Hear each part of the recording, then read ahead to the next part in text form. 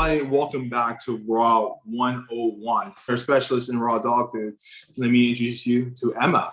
Back again. So on today's episode, we are going to be discussing the digestive system. So let's get right into today's episode. So Emmah, can you let us understand the cooked foods, human and the human foods, and what we do, which is wrong because we think we can feed our dogs while we eat.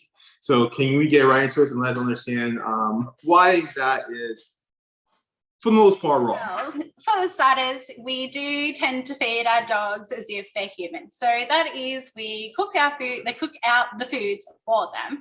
And we end up giving them a lot more carbs than what they should be eating. And we're not really giving them the most beneficial foods. And it interacts with their digestive system differently than what our digestive system does. So we tend to feed our dogs like how we would eat. We end up cooking their food. We end up giving them a lot more starch, more high starch diets, components in their food. So that interacts with their digestive system a lot differently than our digestive system works. So there is some similarities, as in with a dog and a human. So we both have a digestive system what starts at the mouth. So it goes mouth, esophagus, stomach, duodenum, small intestine, large intestine, and then rectum. So, and then we also have three accessory organs, which is the salivary glands, pancreas, and the liver.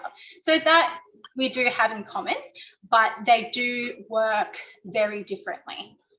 Okay, so wait, so are you telling me that I shouldn't give my dog a piece of my steak? Is that what I'm hearing?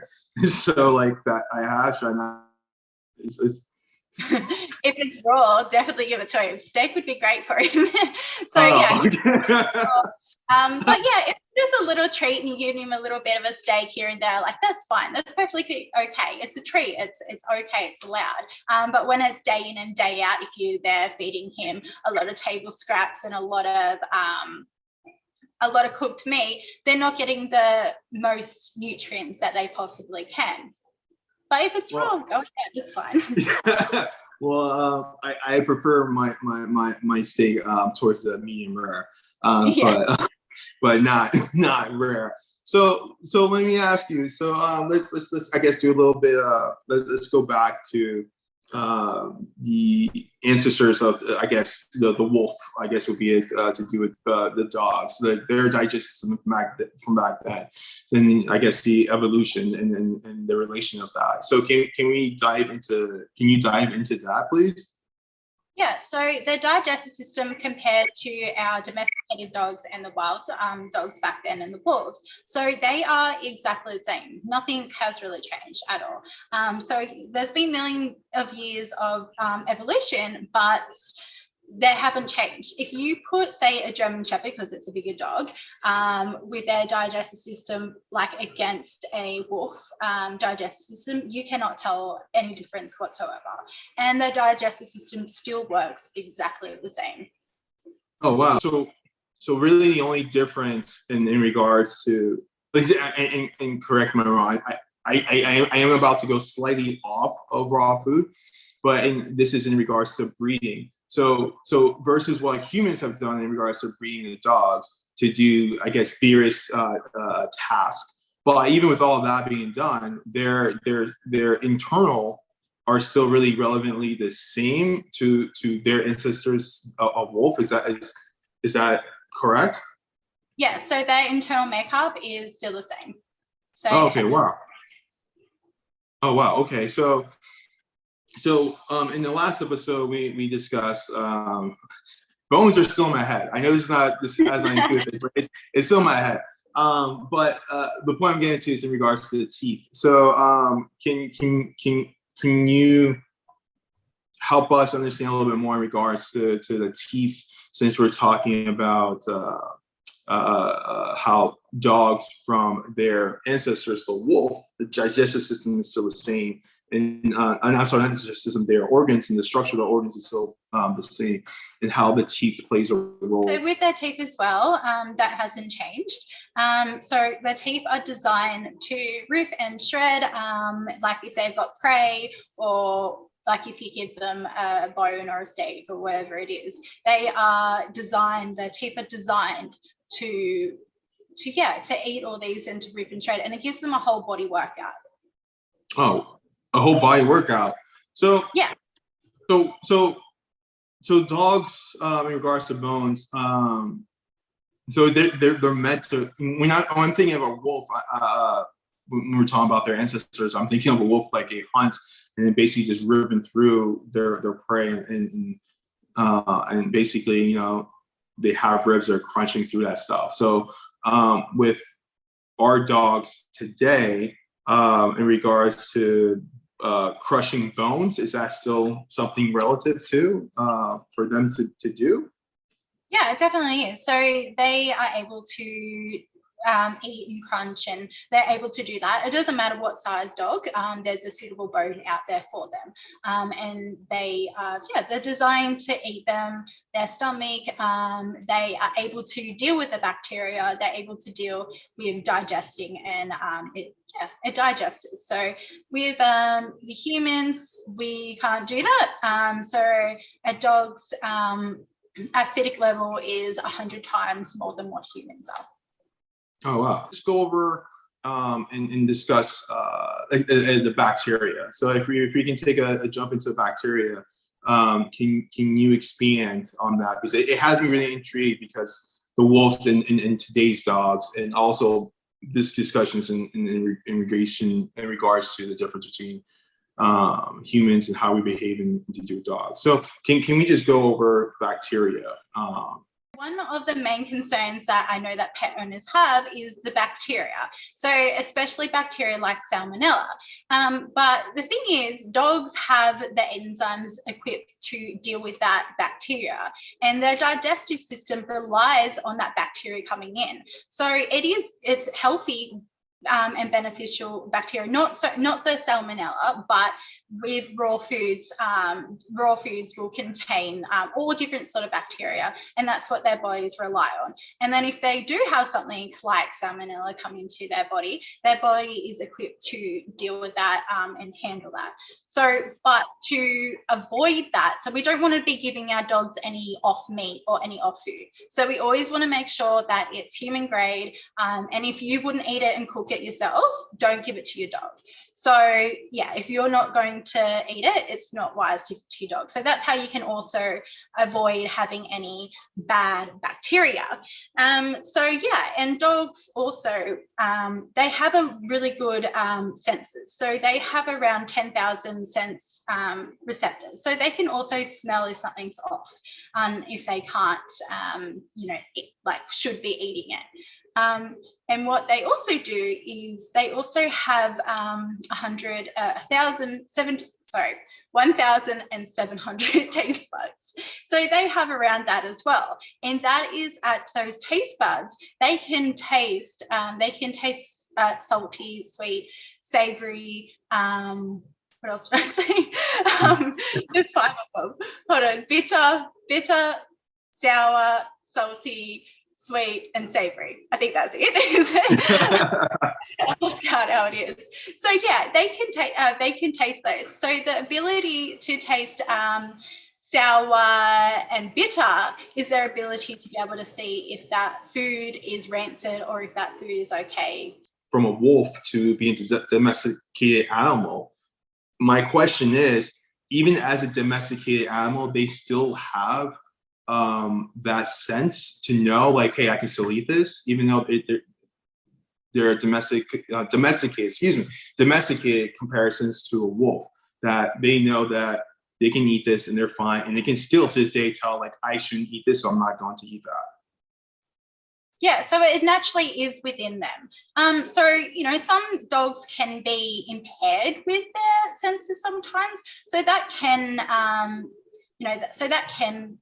might like come into play as well. But for most dogs, yeah, they still have those senses. It comes naturally to them, even though that, you know, it has been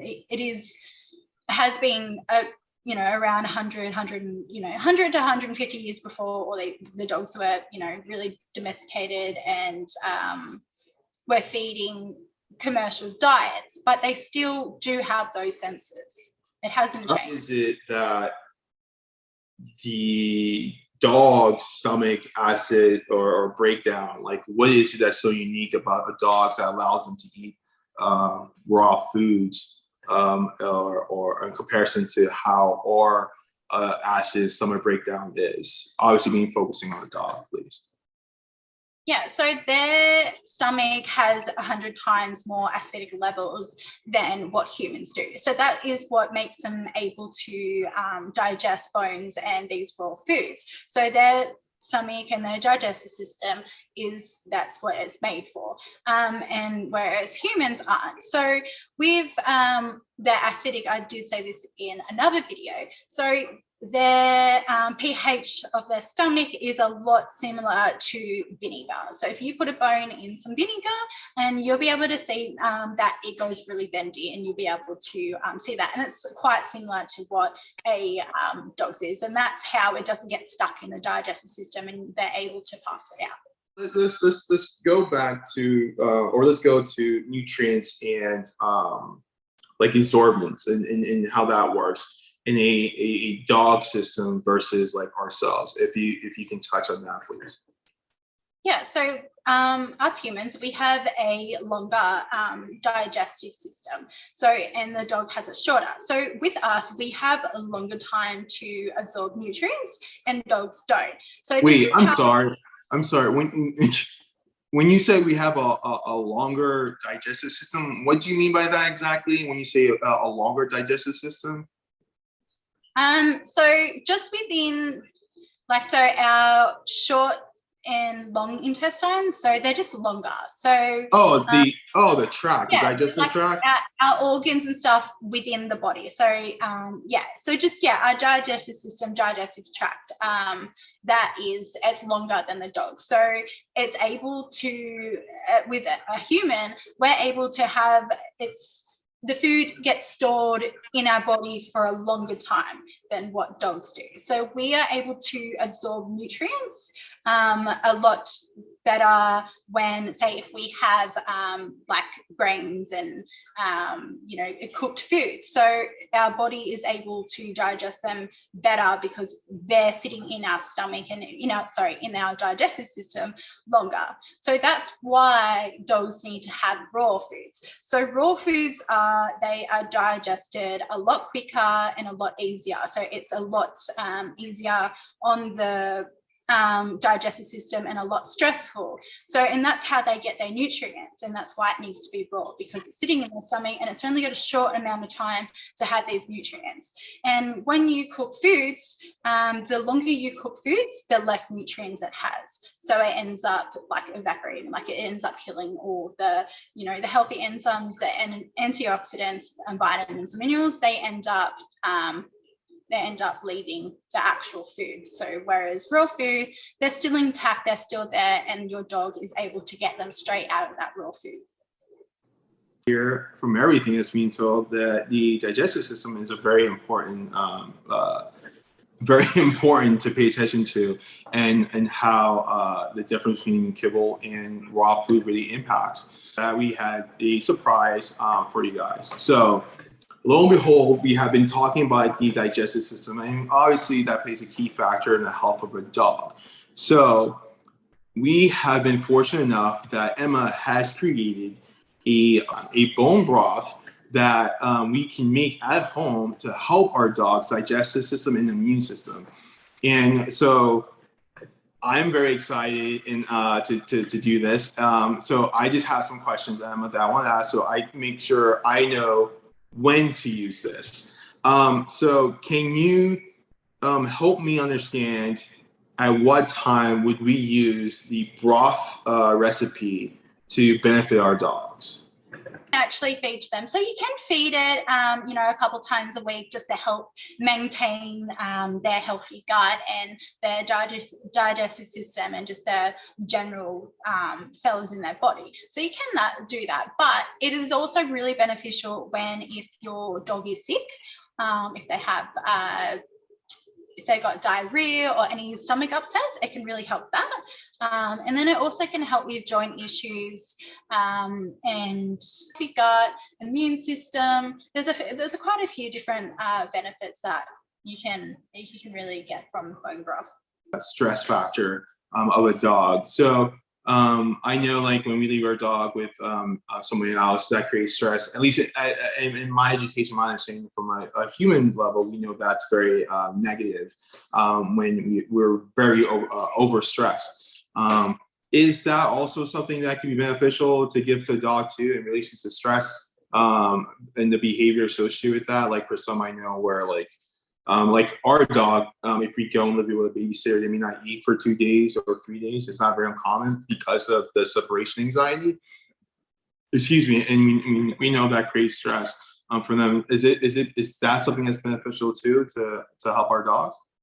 Yeah, it definitely is. So you can give it to your dog if they're in stressful situations. So yeah, if you're moving house and if they're off their food, so it can actually help increase their appetite when you give it to them. So and then also, yeah, if you're in stressful situations, so your dog might have just come out of surgery, something might have happened within the family, and they're getting a bit stressed out, or like you were saying, separation anxiety. So it can really help them. So when an animal is under a lot of stress, the nutrients that they need actually goes up. So they need to have more nutrients to help with the stress within their body.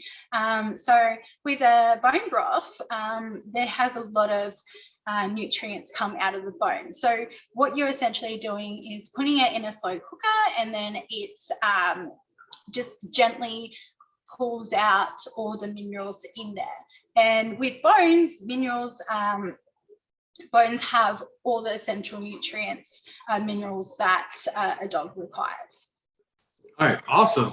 So everyone, we will have it down below, a link that will allow you to get this free recipe that's given by Emmah, or a raw dog food specialist here, to benefit our dog. If you enjoyed today's episode, the knowledge that was provided to us by Emmah, please hit that like button, subscribe, follow, and the link, wherever that may be, will be the access to bone broth that will provide all these beneficial benefits to. Did I just say beneficial benefits? I did say that. Redundant. Benefits. So until next time, I'm Steven, raw dog food specialist, Emmah. If you have any questions, you can comment below, and I'm happy to answer them for you. So yeah, I'll see you next time.